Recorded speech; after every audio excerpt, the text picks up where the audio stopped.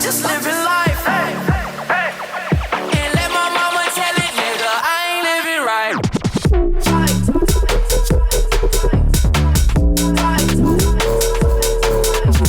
Let my mama tell it, nigga, I ain't living right. She say, what you type? Yeah. I said, I like what I like. I don't second guess, nah.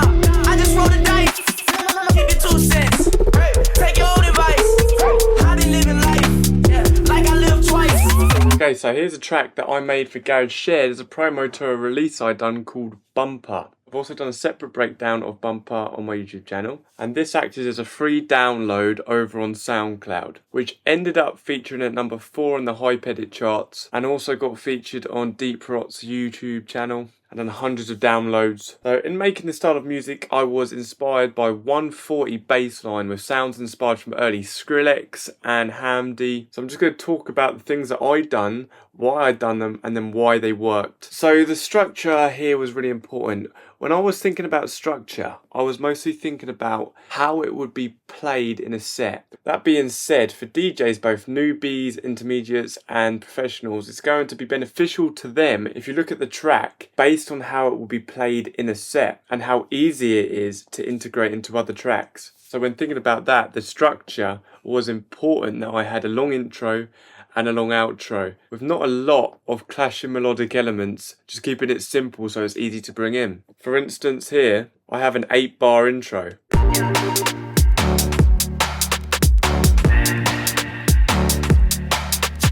And here I'm just using my drums, I'm using a bit of vinyl crackle, a simple bass line, and not really any vocals, just delayed vocals so it wouldn't clash if the track before has a vocal in it. I'm also using effects and risers just to keep the momentum shifting. And the reason I do that is because a DJ might be able to put it into their set and loop this 8-bar intro and keep it featuring in throughout the previous track before it. You could do 16 bars, however for this I want to do 8 bars. I want to keep the momentum shifting and it would be easy just to loop in. I've then also done an 8-bar verse. I don't got no tight.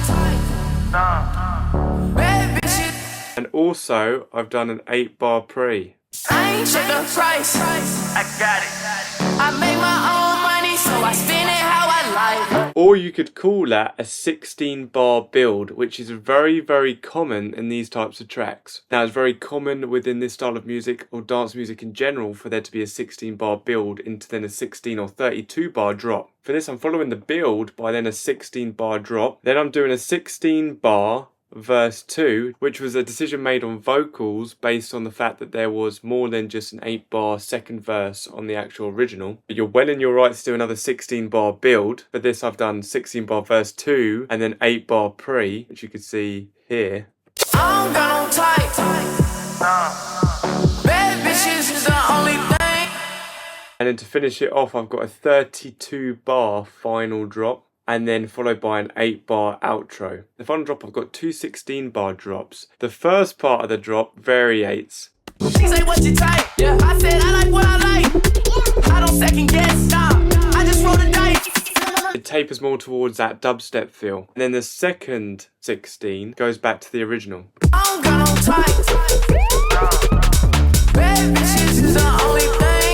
Just with some variated effects. Now again, there's an 8-bar outro, but you could do a 16-bar outro. However, if I'm a DJ playing it in set, all I do is loop the last 8 bars so that it can integrate into the next track that you want to play. Another thing to note in terms of structure, which is really important, is when you're listening to reference tracks, to keep an ear out for what effects are being used and when. How is the momentum shifting? So for this, I've done automation. I've automated out the low end of the bass here.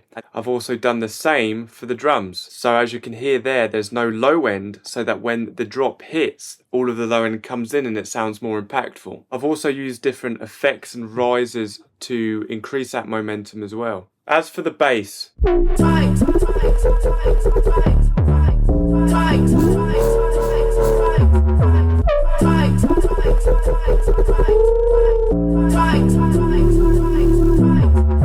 so for the basses, I've used call and response, which is an age-old technique where one instrument plays something and then another responds. It's common where a singer will sing the hook line and then the lead will repeat the same melody after. In D&B it's done with different basses. In this track I've kept to a fairly simple and basic rhythm and used different basses for variation so it sounds like more is going on. I've also used automation edits that I'll get into. For the pattern you can see here, I'm using call and response on the first two basses. So for beat 1 I'm using one bass, for beat 2 I'm using another bass, for beat 3 I'm using another bass that extends all the way into the final 2 beats, which I then use a different bass for variation. I then do the same on the next part, but I use different basses and a slightly different rhythm. You can see I've used a bass on beat 1, but then a separate bass on beat 2.2 is what I would say. Again, an extended bass in the middle and a different variating bass on the final 2 beats of that. So it seems more complex than it is. As for the notes themselves, I'm actually just variating between what was on the original, which is an A sharp and then a D. So the first bass is a squelch bass. You can find each of these basses if you just go onto Serum and have a look through each type. With the squelch bass, it already has quite a lot of reverb on it. It's almost like a reverb throw, which I've also done throughout here. I've automated reverbs on the basses so that it becomes wider and louder. And it's almost like a throw, which is a common technique used in D&B. Because the Serum patch has a lot of reverb on it, I've just automated in the volume so that it cuts off at the end of the note. For the second bass, it's just an 808, and again I've done a reverb throw. So it comes up and then down at the end of the note. As for the note in between, what I've done is use a glide bass that has an LFO modulating, but I've also just gone from the D up to a D sharp, and that's because it glides with it. Hear the pitch glide up as it's going. Now the reason it's ducking at different tempos is because I've automated in the LFO here, so the rate of which it's ducking based on how I've automated it. If I go into the patch itself, what it's doing is using this LFO here, and it's being sent to the level of each of the oscillators and also sent to the filter cutoff. So when it plays, it's ducking out. It's basically ducking the rhythm of the LFO, which is modulating in time with the BPM. Here you can see the rate, and when it plays you'll see the rate change. The reason why we do this is because it creates variation, it creates a wobble, something different. The last 3 notes is just using a simple bass. It's an 808 with a lot of distortion basically. And then for the second one we have a different bass. Again, I'm automating in reverb. I then have a different bass doing that long note. But it's the same notes, I'm just using a different bass. And as you can tell here, what I've done to variate it even further is add a pitch automation in the actual MIDI. What it's doing is detuning as the note is playing. If I have the note here, when it hits this note, detunes down towards the end of the note. It creates like a falling motion, feels like you're dropping. Another super common tactic used in this style of music. And then for the last 2 notes on the second part, I've got this.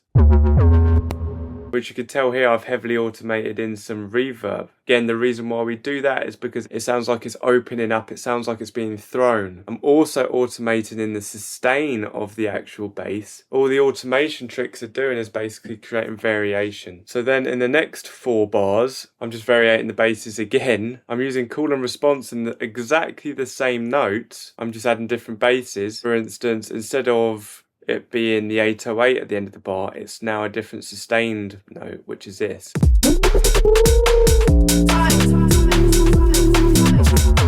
It basically follows the same pattern throughout the drop, and all it's changing is the basses that are being played. The thing that makes it really good is what you do with the automation and the processing. The reverb throws, as I talked about, the opening up the filter cutoffs as well, adding sustain to your notes. To run over it again, I've used automation on the reverbs so it opens up and then stops before the end of the note. I've automated in volume for it to be clean. I've used a pitch feature in the MIDI to detune out certain notes. I've used automation on the LFO tools so that it ranges how quick it ducks. And on top of that, I've also placed a word that's being used throughout the drop, which is something I cut out from the main vocals.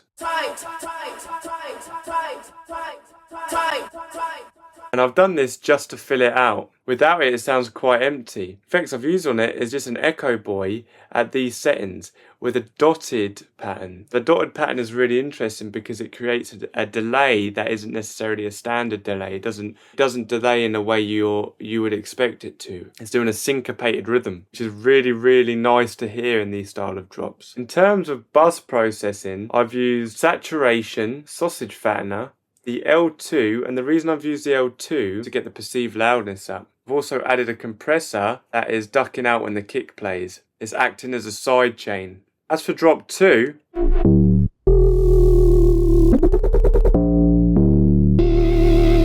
again, I've used the same rhythm of the basses, I've just used different sounds to create variation, because in drop 2, for all of your tracks, you're going to want to create variation, especially in this style of music. It's something that's really important, because if you have the same drop over and over and over again, it doesn't sound interesting, especially with the attention span of people at the moment. So having something else there, a variating drop, really creates a difference. It makes a difference. It makes you stand out. I do it on absolutely every single one of my tracks now. I have something changing in drop 2 that keeps the listener interested. But I've also done something really cool which I want to explain. What I've done is duplicate this bass here, and I've added guitar rig to it and put an amplifier on it with distortion so that it sounds really, really heavy. I've then automated the volume there so it comes up as it's being played. I thought that was a really cool effect, because you can get really, really creative with your basses and what you do with them. The reverb throws, the filter cut-offs, delays, anything. You can add distortion that automates in. These different things really, really make a difference. As for the drums,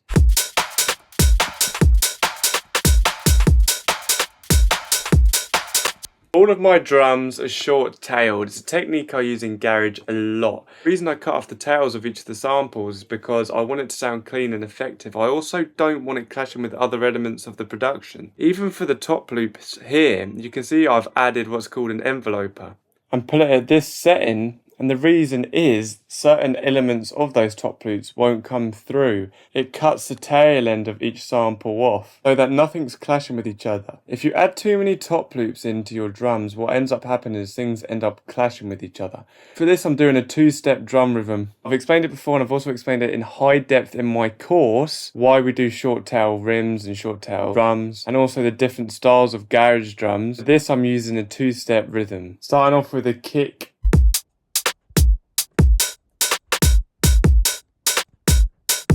So I've got a kick playing a 2-step rhythm there. I've got some rims on the offbeats to create that garage effect. I've got some short-tailed hats playing on the offbeats. And I layer each of the hats. I'll have a closed hat and a couple of open hats to define the sound. Also layered a few rims and claps. And I've also put a reverb on one of the snares, a short reverb, just to create that. It sounds like it's in a warehouse. And then the top loops here.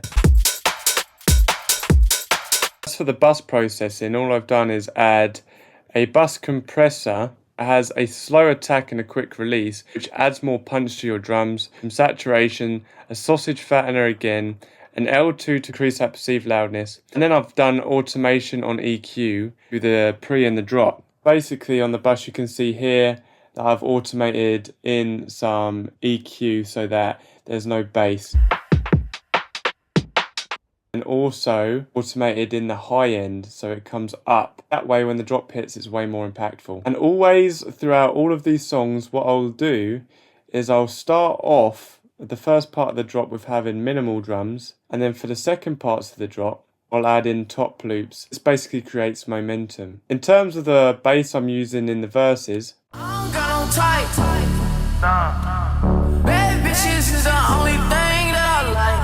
so I've just got a respace and also this other bass on top of it, which I'm using Echo Boy and also reverb, just to create that effect. I also have a high string element that plays in the pre's and also the second drop. The high string element always, in all of your songs, should play the root note of the song. Almost like a drone. It acts to fill up the sonic range of a song. You don't necessarily have to fill up the spectrum, but it is important to note that you have instruments playing each one of the sonic ranges. High, mid, and then low. This makes it feel less empty. On the vocals, I haven't done too much, to be honest. I've done a bit of compression, a bit of EQ, Soothe 2. I've added some fresh air for brightness on the track, and L2 as well. And then I have sends, to which the signal was being sent to, and then treating it based off of that, so that on that channel I can put a compressor there that sidechains to the main signal, so that the reverb will duck out when the singer is singing, and then when there are gaps, the reverb comes up. I've also used automation on those sends here. I've got the sends called Lisa Send 2 and 1. It's just because an artist I work with is called Lisa. But you can see that I've muted it when the drop comes in, so that the reverbs of the main vocal cuts out when the drop comes in. This makes it super clean. There's no faff coming from the earlier verses or pre's. Sends on vocals are really, really important. I've also widened it out with a chorus and added an echo boy in there as well for delay. But a really, really cool effect I've used on drop 2 is it almost acts as a fill or play. Say what you type, yeah. I said I like what I like. I don't second guess, nah. I just roll the dice.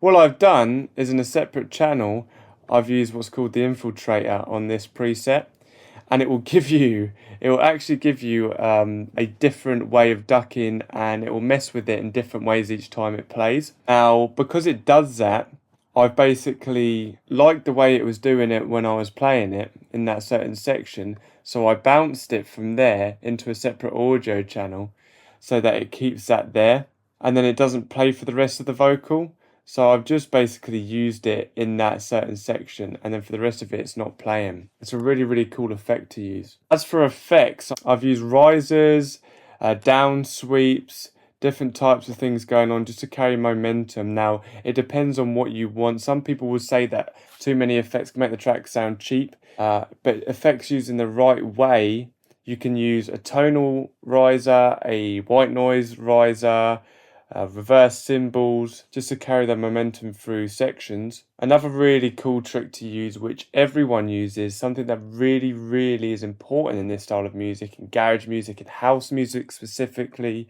is the use of effects at the end of every 4 bars, or in this case I'm doing it at the end of every 2 bars. By effects, you'll hear what I mean here.